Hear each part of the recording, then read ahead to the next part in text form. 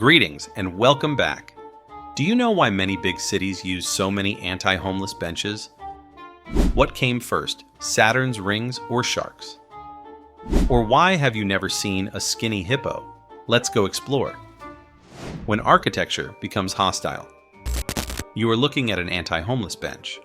These are public benches with armrests that make it difficult to lie down, and they are just one of the many designs that are collectively called hostile architecture.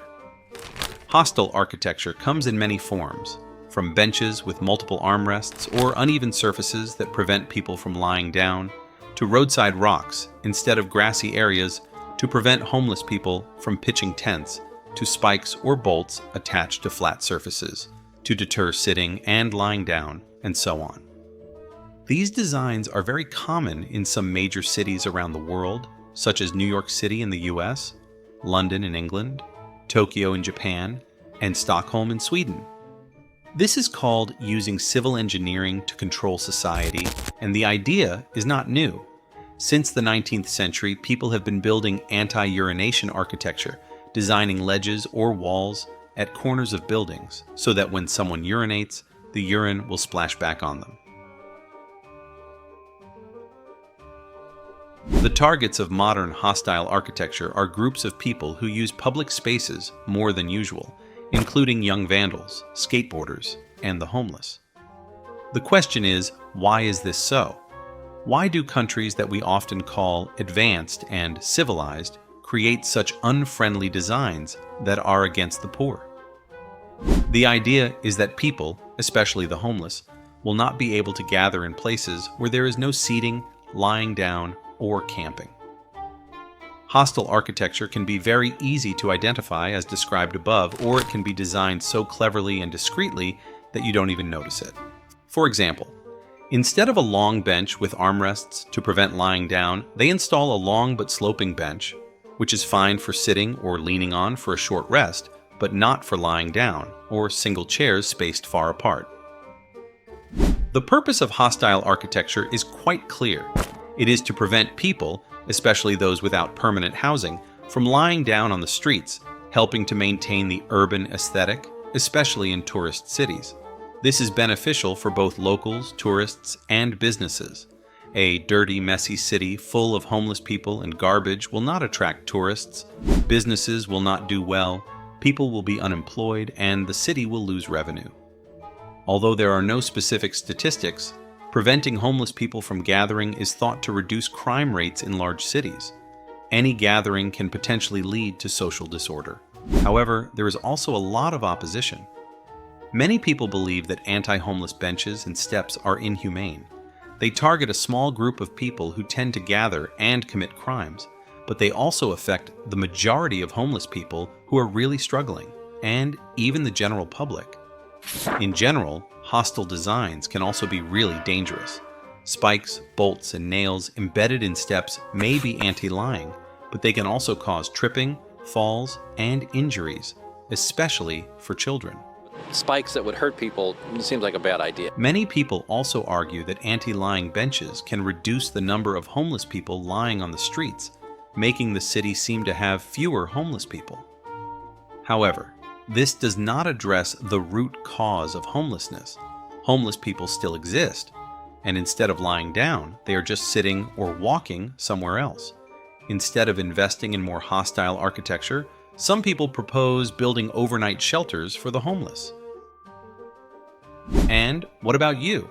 Do you support or oppose this hostile architecture? Share your thoughts in the comments section. Not as you think. If you've seen hippos multiple times, you might have wondered, why are these animals so fat? The real question should be, why haven't you ever seen a skinny hippo? In fact, hippos are not fat. They are simply large and bulky. Being fat implies having a lot of body fat, which is not the case for hippos. In humans, women are considered obese when they have over 32% body fat, and men when they have over 25%. On the other hand, the average hippopotamus only has 9 to 14% body fat, which is comparable to the body fat percentage of athletes, and certainly not considered obese. This makes sense because hippos spend their entire lives in warm and hot climates, so they don't need as much fat as seals, sea lions, whales, and other mammals in cold climates. Contrary to their appearance, the 2-ton body of an adult male hippopotamus is primarily a bag of muscle. These muscles are encased in a layer of skin that is up to 5 centimeters thick on the sides, which can withstand most insects and even some small caliber bullets. This does not mean that hippos are completely bulletproof.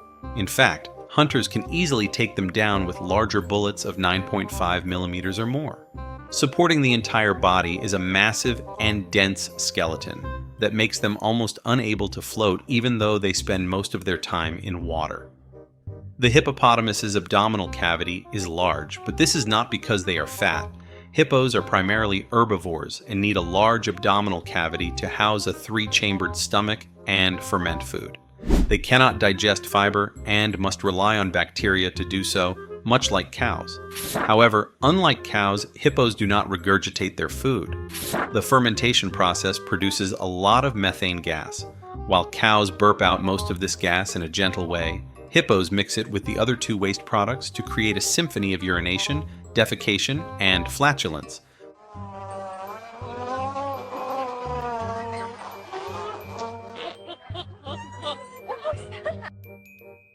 However, what you find disgusting, hippos consider perfume.